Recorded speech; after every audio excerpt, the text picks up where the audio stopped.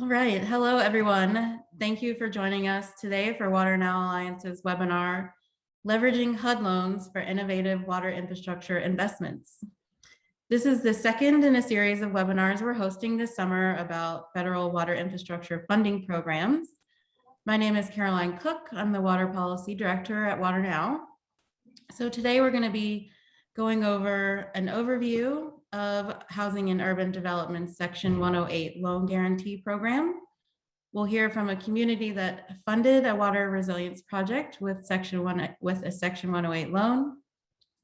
And we'll have a quick snapshot of resources available through WaterNow's TIR toolkit.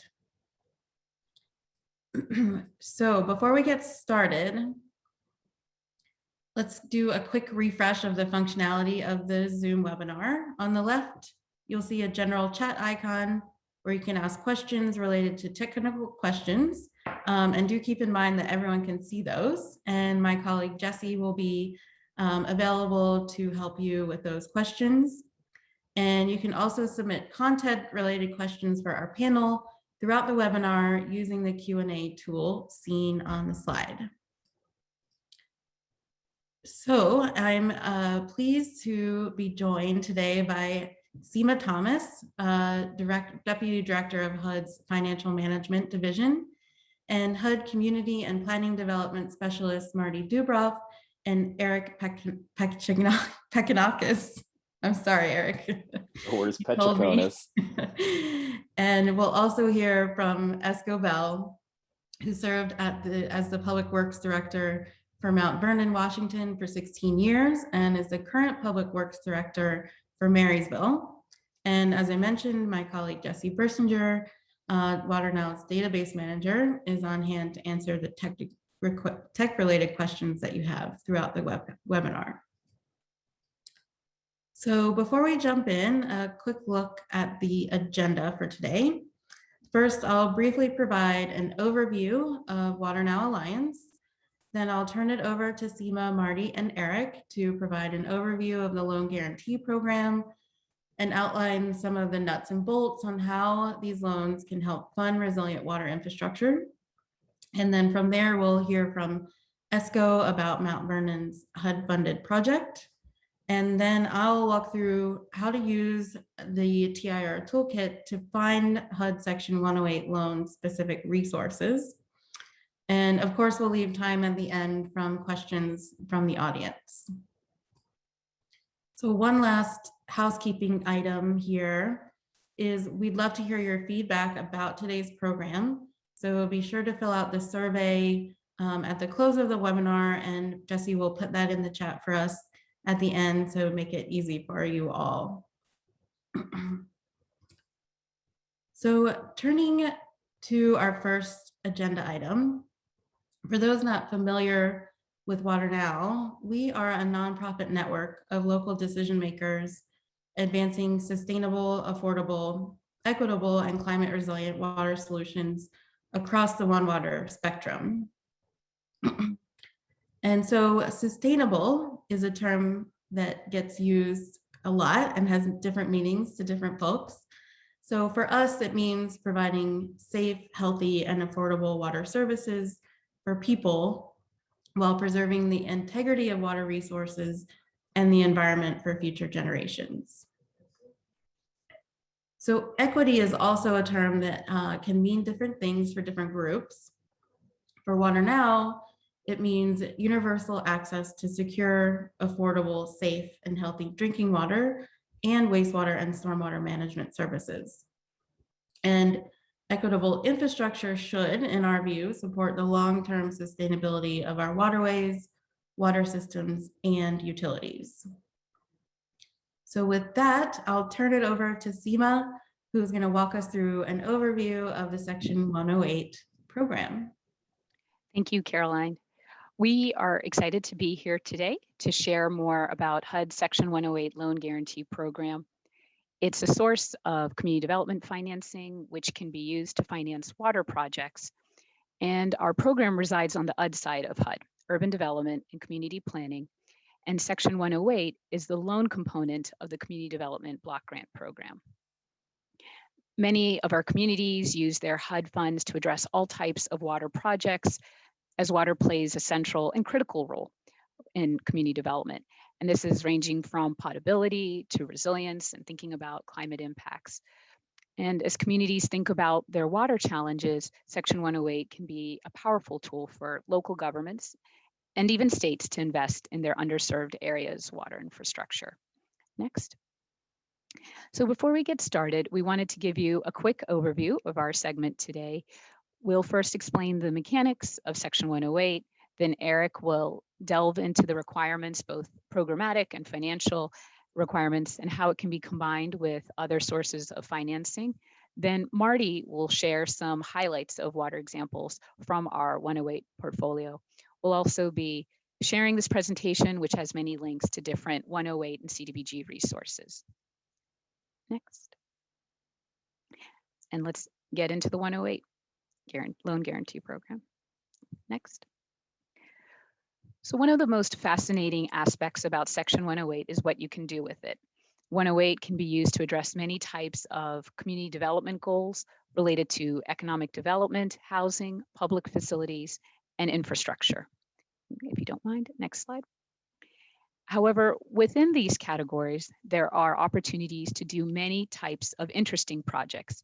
This is not a comprehensive list, but these are common examples of what you can do with 108, including many types of water projects.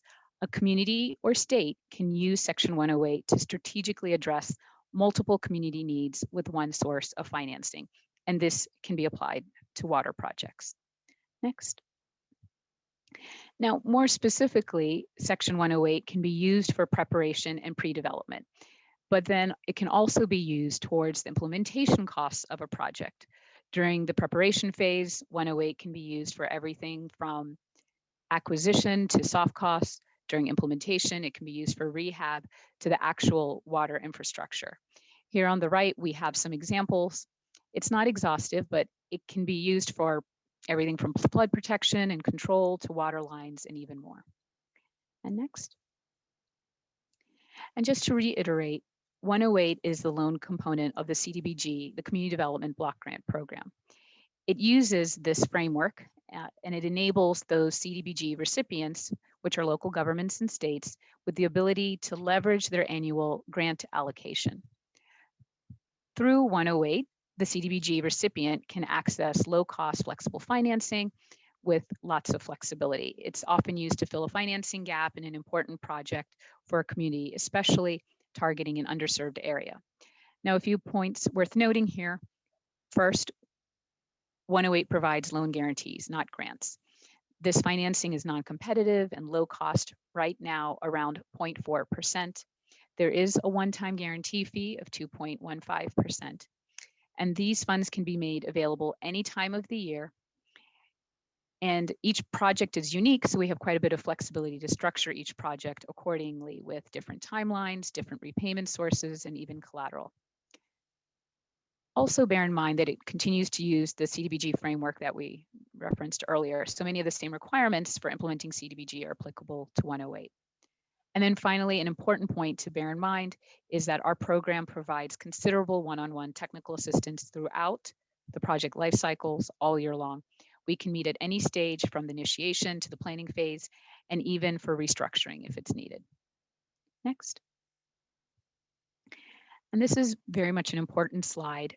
Section 108 is subject to the CDBG framework, and so all 108 projects must meet at least one national objective, either benefiting low and moderate income persons, or for the elimination of blight, or it could meet an urgent need. Most of our water projects meet the first national objective of benefiting low and moderate income persons, specifically based on a service area which has at least 51% low and moderate income persons. Next. Now, in thinking about the potential borrowers for Section 108 funds, because 108 falls under the CDBG framework, the same CDBG entitlement communities and states are eligible for 108 financing. These are cities with at least a population of 50,000 or urban counties with a population of 200,000. States can distribute the funds to smaller, less populated communities, which we call non-entitlement communities. Now, while only government entities directly receive CDBG and 108 funds, the program does allow for subrecipients to partner with government to implement water projects.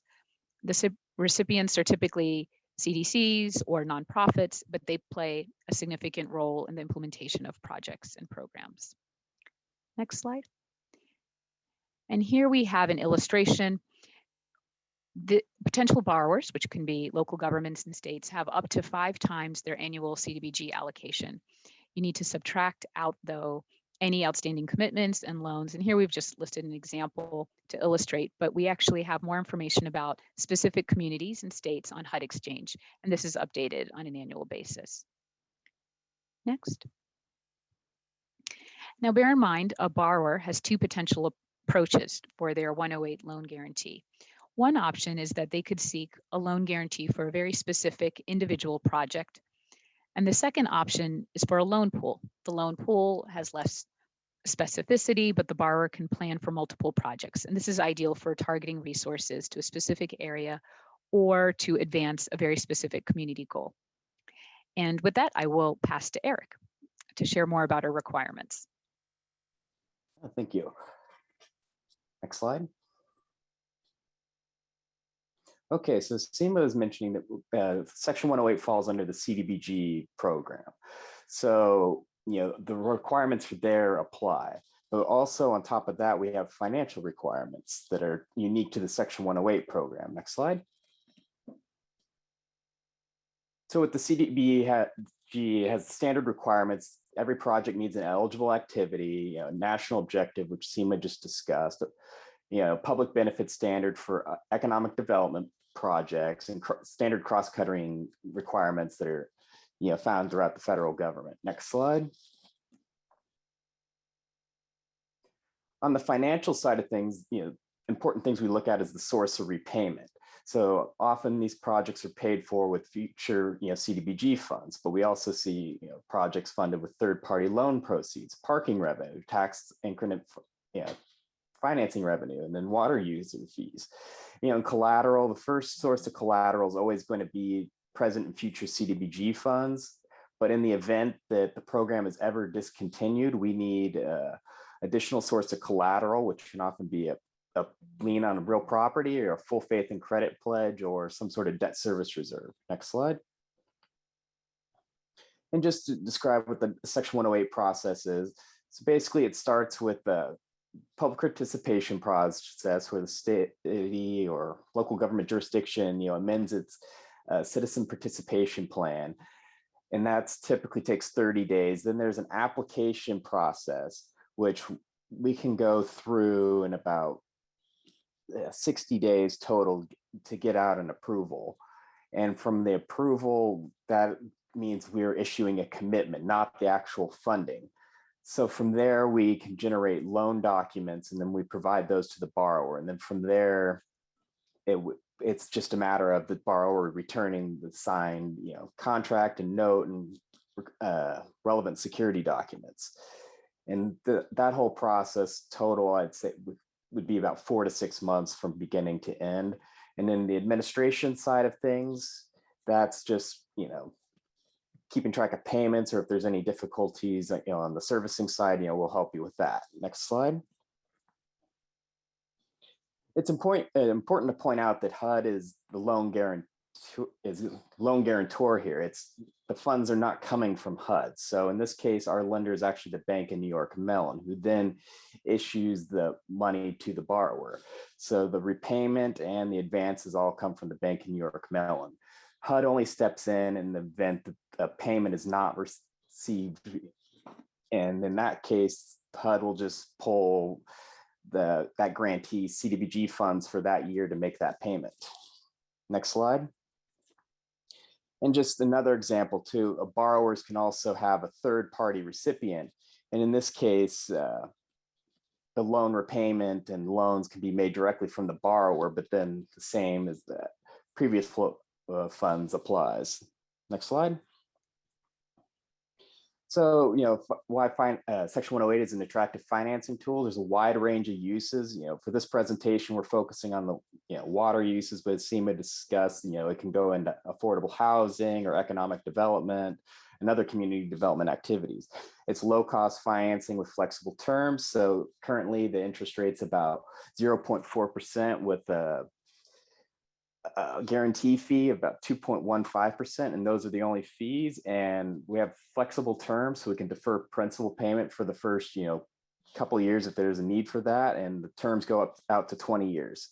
And various sources of repayment and collateral, as discussed previously, we accept CDBG funds to other sources of repayment, that the local government may have access to. And in collateral, the same, it's also a wide range. If the city or local government has a interest in using a certain sort of collateral, talk to us about it and we'll see if it can work. And then immediate availability of funds. This is a non-competitive process. So, just time the process, work with the processing time, about 4 to 6 months, and we can, get the funds to the borrower. Next slide. And then Section 108 can often be used with other sources of federal financing. Next slide.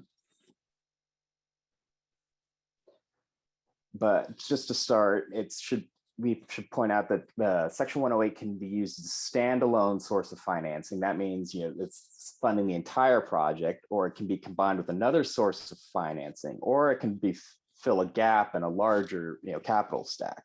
Next slide. And these are just some of the other federal programs that Section 108 works well with, like new market tax credits and low-income housing tax credits, a lot of the EPA water programs. It should be noted that HUD is typically more flexible than these other programs, so we can work around those other programs, and their requirements. Next slide. And with that, I'll pass it over to Marty Dubroff, and he'll give some project examples. Thanks, Eric. I'm going to go through just a handful of projects in very, very brief detail. If you need more information, you can certainly ask them in the Q&A. Next slide, please. Meridian, Connecticut used 108 funds to demolish abandoned structures on a Brownsfield site. The purpose for this demolition was to install a flood control infrastructure around the property.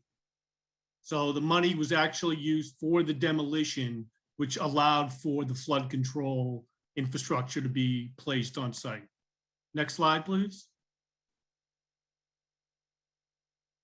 Salinas, California has an industrial wastewater conveyance system that served 22 agriculture businesses, which provided quite a bit of employment for the area. The system was failing. It was a reinforced concrete pipeline, and the city used 108 funds to make improvements to that line. Next slide, please. Brevard County, Florida installed a 12-inch water line to serve future growth in the community and to accommodate 30 new fire hydrants to service that community. Next slide, please. Fort Bend County, Texas, which is an exurb of Houston, is developing a water treatment facility to provide potable water, healthy water to residents of Arcola, which is a city in Fort Bend. Next slide, please. Malden, Massachusetts used 108 funds to repair streets that were torn up to replace the city's service lines, water service lines, which were lined with lead. They used the money again, not to replace the service lines that was funded elsewhere, but to fix the roads after the lines were installed. Next slide. Well, thank you, Marty. What Marty shared is my favorite part of the segment. It's the actual work on the ground. But before ending our segment, we wanted to share a few resources with you. If you go to the next slide. This slide has general resources for reference about Section 108. It includes an application tool, more project examples, and please consider signing up for a newsletter to stay in touch. We also have many resources available on HUD Exchange, as well as HUD.gov. Next slide. And then finally, to reiterate the point, our team is willing to provide one-on-one technical assistance at any project cycle stage. We can meet multiple times to walk communities through all the details of the process, how to structure the project effectively, even just to brainstorm. So please do not hesitate to contact us. And next slide. Thank you for your time today. Here we've listed our contact information, and we look forward to being in touch.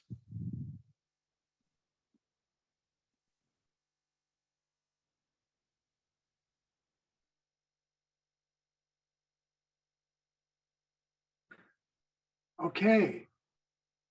I'm Masco Bell. I'm currently the Public Works Director of the City of Marysville, Washington, but I've only been in that job for a couple months. I was in Mount Vernon for 16 years, and I worked on this project, the Downtown Revitalization and Flood Protection Project. Matter of fact, I worked on it from beginning to end, and it was the most enjoyable project of my career so far. Next slide, please. In Mount Vernon, Washington, which is located on Interstate 5, just 60 miles north of Seattle. It's very near the Puget Sound, and it's on the Skagit River. The Skagit River is a big river. It's the third largest by volume on the West Coast, behind the Columbia River and the Sacramento River. And it turns out that the levee system around the Skagit River, its lowest spot used to be right in downtown Mount Vernon. So that made it one of the biggest drivers for the city of Mount Vernon was a physical threat of floods. And then also our downtown was in the 100-year floodplain. So that's certainly a big gorilla in the way of revitalization or development. Next slide, please. This is what this threat of floods felt like to me. I came across this little section out of, King Kong. And when I first got to Mount Vernon, that's what it felt like. We'd build these little sandbag walls, and then there we were sitting on top of this little fragile wall, wondering if it was going to be good enough to hold the gorilla back and hold back the gorilla. Next slide, please. This is what it actually flood fights look like in Mount Vernon before our flood works. We build this crazy sandbag wall. We'd have to have 1,500 to 2,000 volunteers. They'd be working at a minimum of 12 furious hours and maybe 24. We'd install 150,000 sandbags. This kind of an event, whether you got a flood as big as shown in this picture or not, we'd have to pull the trigger on this every 3 to 5 years. And it was just, for a person like me, it was absolute white knuckle terror. And we'd end up spending just at a minimum about $300,000 on this effort. Next slide, please. And so that was no way to live. And we needed a project to help us out of that. And it was 1.75 miles of flood works and promenades, river walk, a plaza area, 35,000 square feet. It starts at this slide here in the north end of it, the up top of the slide. It starts near Interstate 5, goes over crosses the mainline railroad tracks of BNSF, goes over to the left bank of the Skagit. Through the downtown is reinforced concrete flood walls, and then all the way down to the lower left is our wastewater treatment plant where it wraps around it. The project, like I said, takes the downtown out of the 100-year floodplain, and then it's really cool with all kinds of aesthetic amenities, theme lighting, and river walks, and so and taking the downtown out of the 100-year floodplain totally amps up, takes off the limitations for revitalization and the pent-up demand in the city. So next slide. So general benefits, I've already mentioned some of that. Of course, in the downtown, we got like the county courthouse and city hall, and the wastewater treatment plant is protected. And of course, stopping that crazy flood fight was a big factor. and any damage that we would have had in a major flood, it eliminates that problem and protects, it stabilizes everything. I mean, when you're in that kind of a crisis, the whole area is in crisis, and to suck up all the resources to fight the flood in downtown now, when we're in that kind of a situation, those resources can be used elsewhere. It just provides stability on everything, taxation, just everything involved in life in downtown Mount Vernon is helped by this project. It is very beautiful, completely transforms what it's like to be in downtown Mount Vernon. And next slide. And I won't read all of these, but the $32 million project has a lot of job creation impacts. And then, of course, when we built this project, we had to knock down several buildings that are not, and that's right now surface parking. That'll be put back into mixed use in the private sector. And we took the downtown of the 100-year floodplain. So that totally opens the downtown up for revitalization. And, you know, after the recession, it's starting to really pick up, and we're starting to see the benefits of these economic benefits happening. Next slide. And of course, Mount Vernon's only a town of 36,000. So we had to partner up with everybody we could. And we had Dike District 3, which owned the levee system in downtown Mount Vernon. They participated. Skagit County was the county in the area.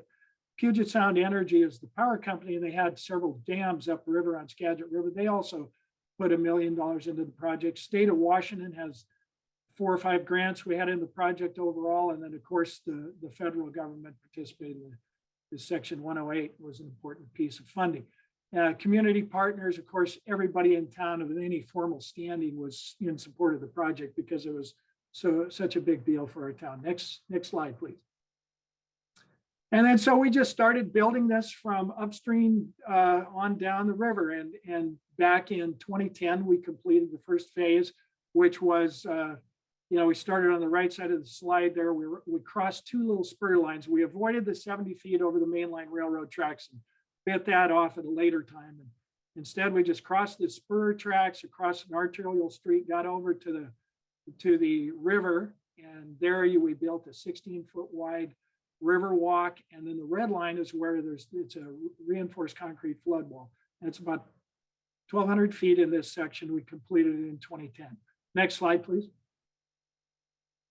Then the most impactful segment of the whole project was phase 2. That's also where we have Section 108 funding.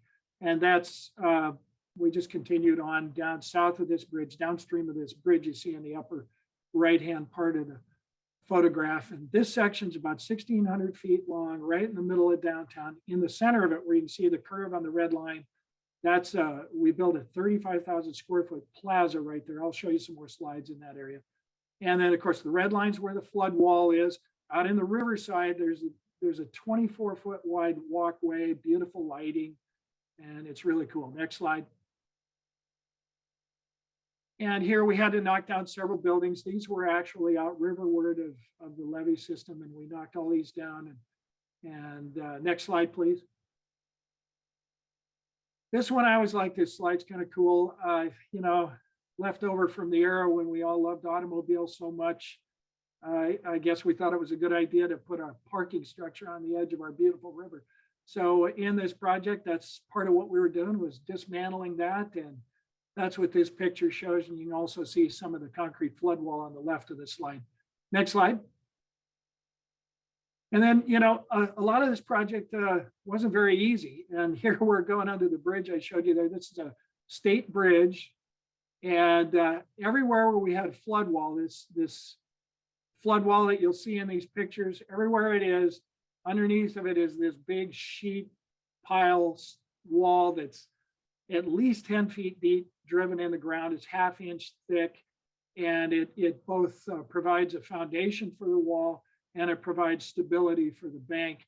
And here it was no easy trick getting under this bridge. We had to do some trenching and hammer away at it on both sides. And we got it done, but it was difficult. Next slide, please.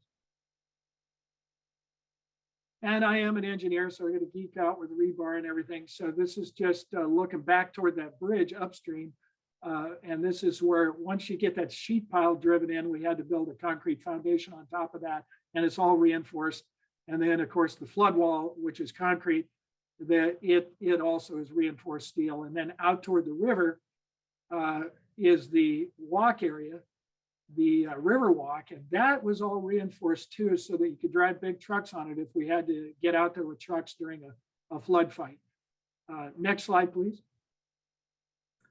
Here in the middle of the project, the plaza area, we had some nice bricks. I'll show you those, but we built it so that the bricks would all be permeable, and the rainwater would just go straight down into this filter system and then into the groundwater. So this is showing them building that filter system. Next slide, please. And this is more of that plaza construction with the actual bricks as it's getting built. Next slide, please. And I always like this slide. Shows, again, standing from that bridge I referred to a couple times, looking downstream. This shows pretty much all of phase 2 in the middle of downtown. And this is when the water's up pretty high. You see how cool it looks. Lots of people walking around, lots of openings. That concrete flood wall doesn't really look like a flood wall. I mean, it just looks like a cool feature. It's got the brick themes, and you can see the beautiful ornamental lighting and the plaza wall in the middle of things. I don't know if you can see the tulip art structure that's there. It's, you know, there's benches everywhere. It's really cool. It's a fun place to be. You know, restaurants and everything else around it. Next slide. Yeah, you know, so more of the point that it's beautiful too. I like this one. I like to walk the river walk at night, and under the bridge is kind of cool, where we have the Seattle Seahawks theme lighting. Next slide, please. Just more slides showing that how we had some nice features, so it matched in with the old town with the red brick and the rock architectural features and the plantings. Next slide, please. And more of that you can see on the right-hand side, where we put these little cool things to stop the folks from getting carried away with their skateboards. Next slide, please. I always like this shot with old Gloria in the middle and looking downriver from the plaza. And this area, you know, in the plaza area, we do farmers markets, there's concerts. It's really a cool place to be. Next slide, please. And of course, this middle piece, you know, to the public, you know, they probably figured we were pretty much done at the end of 2014 when we got that piece completed. It was really a big deal, and we had a celebration, and that's what this slide shows. A lot of people involved at the ribbon cutting. We did a big deal with that. But next slide. But we still had a lot of project to complete in order to carry through with full flood protection of the downtown and pulling the downtown out of the 100-year floodplain. We had to build past the industrial site and where it's steel sheet pile, and then it goes on to earth and levee and wraps down around the lower left part of the photo. That's our wastewater treatment plant that's protected as well. We completed that in 2017. Next slide, please. Here's just, yeah, more geeking out, I guess, in the industrial area. Here's where we were driving some more of that steel sheet pile. Next slide, please. And this slide shows, this is in that same industrial area moving downstream. And in this area, instead of spending all the expense that it took to make the nice concrete flood wall, we just went ahead with the steel sheet pile and took that all the way up to the full height of the flood works. And that's what you see here. It was a lot cheaper to do that. And then as we came downstream, we changed to earth and levee. And so there's a section where you embedded the steel into the earth and levee, and that's what you see here. Next slide, please. And, you know, so we cleaned up pretty much everything in downtown and got everything protected, but there is one building still that's an industrial building that it's pretty high, but it's still riverward of the flood works. And so we had to build a little flood wall section at that location and make an opening so they could get in and out of there, but we could close it off if a flood ever comes. Next slide, please. And then the last downstream end is down at our wastewater plant. That's what's on the left, and the river is on the right hand side. We'd always had a segment of levee down there, but we needed to beef that up and make it so it's totally FEMA certifiable, and we did that with this project. Next slide. And so now in the project, the last thing we built is all the way back on the other end. The wastewater plant's way downriver. And so this is all the way back upstream, upstream of downtown. You can see that bridge I pointed out a couple times in the middle of the right. And so we're at the top, the upstream end of it. And what we had was a 70-foot gap over the mainline railroad tracks. You can see that over on the left-hand side of the photo. Interstate 5, you can see all the way to the right. But that mainline railroad track, we had a 75-foot gap. And of course, that's no easy trick working with messing with Burlington Northern Santa Fe. No disrespect to them, but not easy to do that kind of stuff. And here we are. We worked on this deal a lot, and they worked with us, railroad folks. This is their machines, and they were driving H-pile foundation for the flood works that will go across that. Next slide, please. And here, this was just completed last year. So all the work over that 70-foot gap, we had in the photo in the middle there, you'll see off to the right, you can see a wall that was built. That's part of the flood works. And then this stuff right at the main line, we had to have this special fitting made and these braces that bolt down. Now, actually, the railroad tracks are at the FEMA 100-year floodplain. So this will be a really huge flood that ever gets up this high. But we needed to make sure that we had the freeboard in order to be okay with FEMA certification. So that's what we're doing here. We're working with a railroad and giving a test fitting of that, and we got that all going. So that was just done last year. Next slide, please. And then I won't read all these words. But one of besides all that physical stuff that is so crucial, the flood insurance rate maps for FEMA are the other half of the strategic goals of the project to take the downtown out of the 100-year floodplain. So in order to do that, that's a monumental task. There's not very many flood works that are not constructed by the Army Corps that are FEMA certified. So this is one of them. And here, the process of that, we had to submit all of our work, all of our modeling of the entire Skagit River, everything we did, and the design. We all got that approved way back in 2009. But that's a long stretch, building that over several phases, and all the people change, and more than a decade later, we come back and then we have to prove up that we actually build it the way we said. So it's a process that took more than a year, and lots of back and forth and meetings. Next slide, please. But there it is. There's the actual official map today, and it was successful, and the downtown is pulled out of the 100-year floodplain at the end of 2019, I believe was when we got that done. Next slide, please. Now, I always like to remember, just a couple of years with the flood works in place. I like to remember what we used to do, and this is what it looked like. All these crazy sandbags, people crawling all over, and I personally was scared, believe me, all during these things. Next slide. Here's what we get to do now. We just take our crews with machines that we have.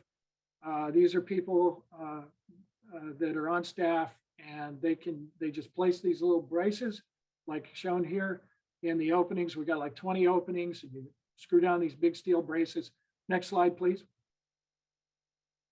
Then you take these aluminum stop lugs that are 17 feet long. They're 4 inches wide and 6 inches high. They got a rubber gasket on the bottom. They weigh about 75 pounds. You just stack them up on the bracings like they're doing in this photo. Next slide, please. And then it looks like this on the top. Looking on the right-hand side is the landward side. If a flood gets really high, you need the bracing. So that's what that's about. You bolt that down. And then on the bottom, you can see what it looks like on the river. And voila, you got flood protection plus freeboard. Next slide, please.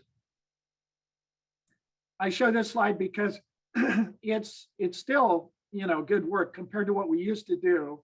It's simple, but it's still 12 hours of hard work with our crews. And sometimes we can spread that out over a couple of days, but this shows, like, for example, we've got one big opening. It's like 350 feet long by this industrial business. And that's pretty intense doing all that work, but we still do it with our crews, do the entire thing so that it can take a major flood plus 3 feet of freeboard. And it's 12 hours of work. Next slide. And then I want to show this slide because in the downtown area, the cool part of the whole project, we didn't want these walls up at 6 or 7 feet high and look like, just to make sure that we were ready for the rare occurrence of a flood. It looked like you're in prison or something. Anyway, so we kept the walls lower by the actual concrete here in this photo is at the 100-year flood. And then the freeboard that's required by FEMA, if we ever get a flood that big, which will happen someday, you just put these fittings on top and stack those aluminum stop logs on top. Next slide, please. And then I show this slide here just because major floods are usually not the giant ones, but they're still big enough to where they could flood into downtown. And we have already deployed flood operations like this a couple times since we built it. In this case, in November of 2014, after we just got done building this, we had a threat of a flood. Normally, you'd have to pull a trigger on that big sand bagging operation. Now we could just close up some of the openings, stack only 4 logs. We didn't even have to put the bracing, and it was really quite easy. And it was the risk management so much better. Anyway, next slide, please. And then just focusing on the grant, the Section 108, of course, phase 2 was the big fancy part of the project that it helped fund.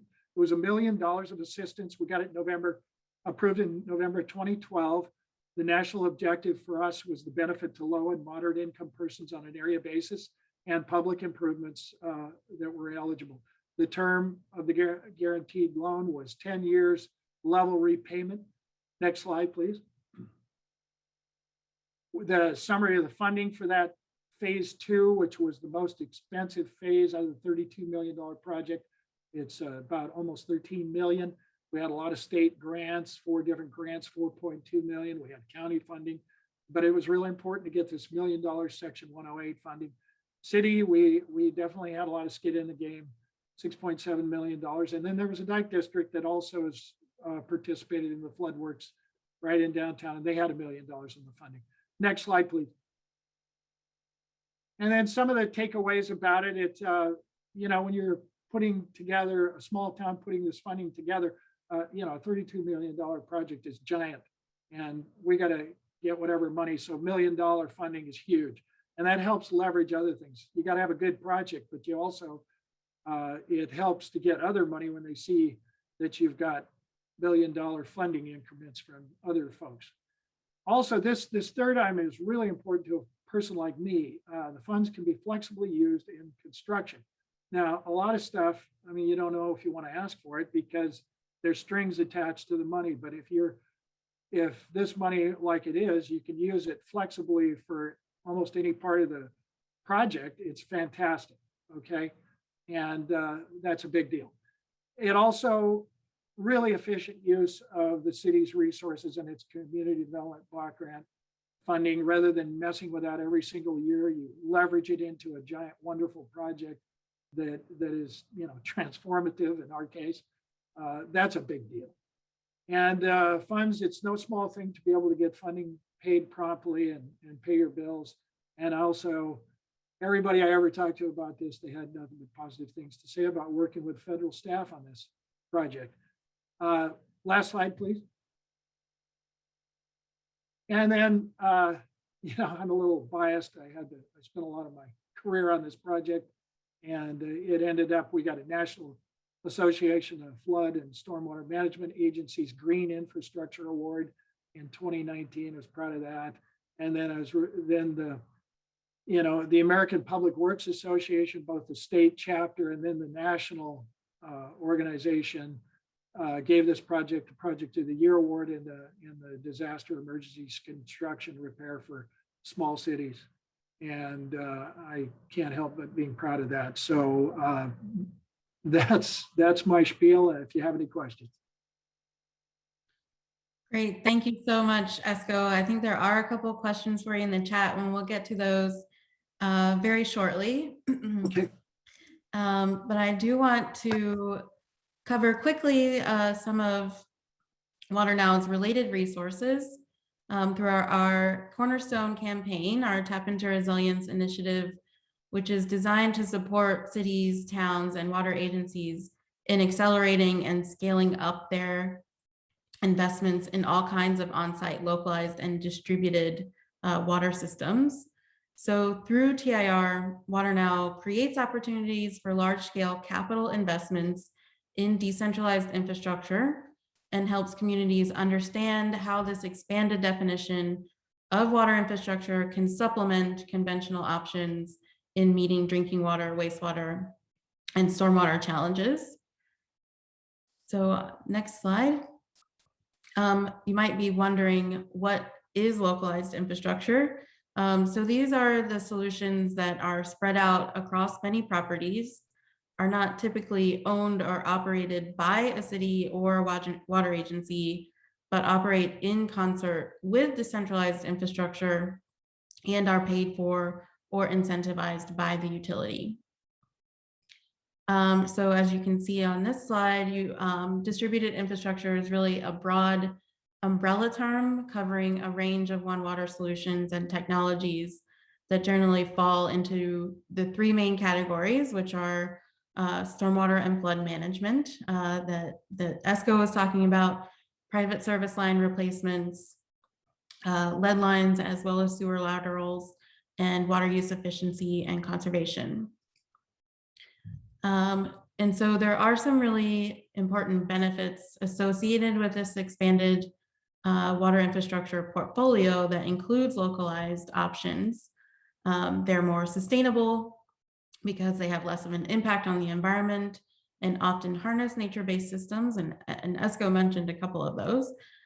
They build climate resilience by adding capacity to existing systems and accessing the water management benefits of properties throughout the community. They can be less expensive and less time intensive when compared to centralized infrastructure. Because distributed options provide multiple benefits like green space and reduced heat island effect, they can help advance social equity in historically under-resourced communities, which might help you also access those Section 108 loans and protect public health. And they can also create local permanent green jobs, including around ongoing operation and maintenance work. So before I do a quick snapshot of the TIR toolkit and how to find the Section 108 resources, we have a quick poll for the audience, which Jesse, I think, will pop up on your screen. And we're curious whether your community is currently using localized distributed infrastructure to address water challenges. I see some responses coming in here. It's great. Looks like we've got a pretty good mix of, some folks are really all in on this. Some folks have a few programs, and then others might not yet be there on the decentralized options. So Jesse, we can share the results of that. Most folks right there in the middle, we have some programs, which is great because this is exactly why we built the Tap into Resilience Toolkit, which is really a key component of the campaign, as an online resource to help you explore, plan for, finance, and adopt these localized solutions. And so the toolkit contains self-guided modules to answer unique financing, tax, accounting, and other legal questions that can come up when you are capitalizing investments in these decentralized options. So the toolkit really does include a lot of resources for communities interested in accelerating their investments in these strategies. But for today, we'll just look at the Section 108 module. And as you can see, if you want to click one ahead, Jesse, The HUD program that we've been talking about is part of the financing section of the toolkit. And if you navigate through this module, one more click, you can find out about how the program works, the eligibilities that Marty and Eric talked to, and Seema talked about, as well as a few example projects and access to resources that Seema and her team mentioned, where you can get community-specific questions answered. And so each of these sections has material and overview, and along with further reading. And one more click and you can see one more forward there, Jesse, thanks. You can see a preview of the eligibility section just as an example. And you can provide your feedback on the toolkit through the website. There's a feedback form. And thank you so much to Seema and her team for helping us put this part of the toolkit together. And then one last mention here to wrap up is I'll encourage you all to register and for the next installment in our federal funding series, where we'll learn about the Bureau of Reclamation's Water Smart program that's available to Western states to help them combat the impacts of drought, which, as we all know, is a key issue at the moment throughout the West. And the link to register for that should be available in the chat. And then one last slide here before we get to the Q&A. If you're not already a member of WaterNow, it's free to join the Alliance and gets you access to member-only resources and information. We'll also put that link to sign up in the chat for those that are interested. So with that, we'll turn to our Q&A for our excellent panel here. And the Q&A box has been very active, which is great. And I know Seema and Eric have been busy typing some answers to folks, which you can find in the Q&A box. But I'm curious, Seema and Eric, if you can tell the group a little bit more about some of the questions that we heard on using the loans to help pay for grant programs that can fund on-site reuse systems, for example. I think that was one of the questions, but walk us through how that works and how these loans can be used to fund grant programs for projects on property that the utility might not own.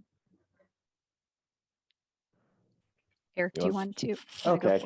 And I can add. So this would be probably a good example of where a loan fund would be a good strategy to take, where you don't have a specific project in mind, but you can get Section 108 funds to, for the, something down the line. But basically in this situation, the funds could be granted to a third party, but the borrower would need to consider like sources of repayment and would also have to consider sources of collateral. But there's no issue in granting out the funds. And to add to Eric's point, we would just have to ensure that at least one of the national objectives would be met. And for infrastructure projects, it's more than likely going to be an area benefit. So the service area would have to be 51% low to moderate income individuals. Gotcha. And can you walk us through a little bit on the comment, Eric, I saw in the answer to that question about paying for new housing versus redevelopment? Okay, so with Section 108 and CDBG, there's restrictions on using the funds for the new construction of housing. However, housing rehabilitation, the non-housing component of mixed-use developments and acquisition and site improvements are eligible using Section 108. The reason for this is there's another HUD program in the CPD side of HUD that deals with housing. So just so not to compete with them. Gotcha. Thank you for clarifying that. And a couple of questions, Esco, for you. Yeah, I can read some of these if you want me to just go down the Sure, list. go for it. I see one here for, did they take future precipitation and flood frequency depth changes into account when designing the flood control features of the project? And the answer is no, not exactly, and here's why. just to model and decide the 100-year flood on the Skagit River is not just a black and white thing, of course, and how you do that could vary almost in the volume of that flood, almost 300% in the volume, not on the peak. And, so what this project could do. So my point is if you added that on there, maybe all you do is just be stuck in more analysis paralysis, for the lack of a better word. But what you could do with this project is you could build to the conservative Army Corps of Engineers hydrology as part of the requirements for getting FEMA certification. And that's a big flood, a very conservative analysis. And to build for that, plus 3 feet of freeboard, that covers a lot of contingencies down the road. And that way we could move forward and get to an answer where to design to and build a project that's like, you can see it has like 6 or 7 more feet of protection than we're used to. So that's why we didn't, I won't, there's a lot to that. That's part of keeping a big complex project going is it's better to have it, a B+ or an A- or something, I guess you might say, is better than a theoretical perfect. And we got flood protection that works every winter in Mount Vernon. So that's that question, a little bit. And then maybe to the complexity of the project itself, and then the portfolio of funding that you had. There's a question here about FEMA hazard mitigation funds that went into the project. Right. And we actually didn't use FEMA hazard mitigation funds for the project. Gotcha. That wasn't part of the funding. And we were, part of it, we wanted to keep forward momentum going on the project as much as possible. It was complex and difficult. And we were thoughtful about what sources of money we went to use, very thoughtful. But we didn't use any of FEMA hazard mitigation funds. The total cost of the project was $32 million.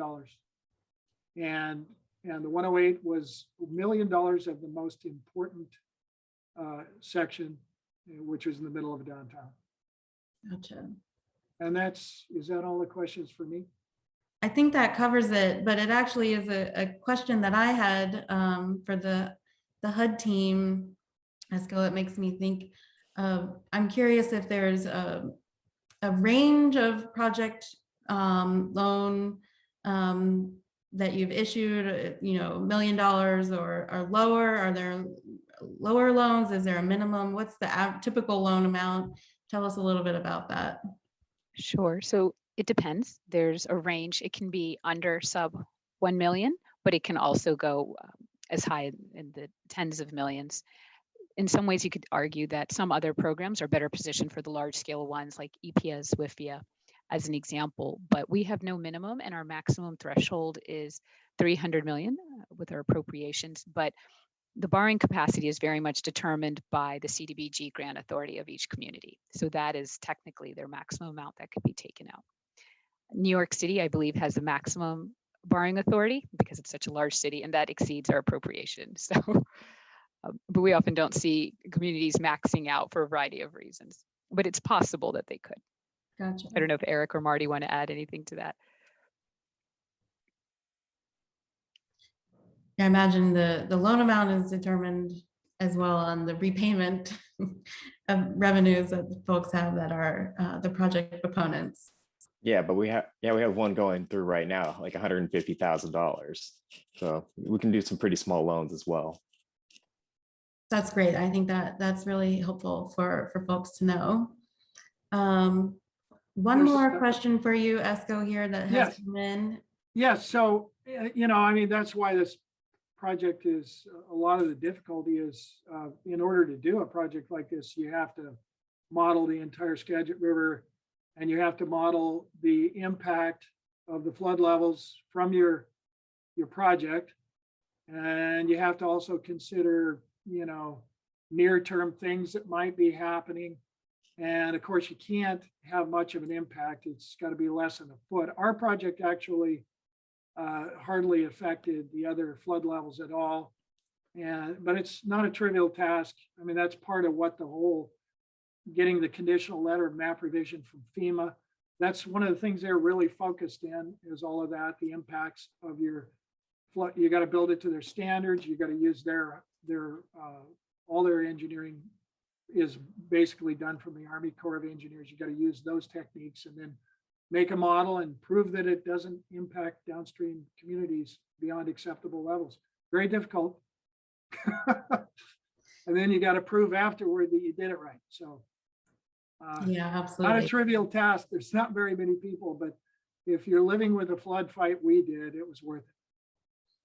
Yeah, I think that is a great note to say that we're at our time and that it was worth doing the project, even though it was complex. And I'll just say thank you so much to our wonderful panel and to you all for joining us this afternoon for our federal funding series webinar. And we hope you'll join us on the next one and that today will have been useful to you and your work. Thanks so much. Thank you. Thank you for having us. Good seeing you all. Thank you Thank you, for letting me be here.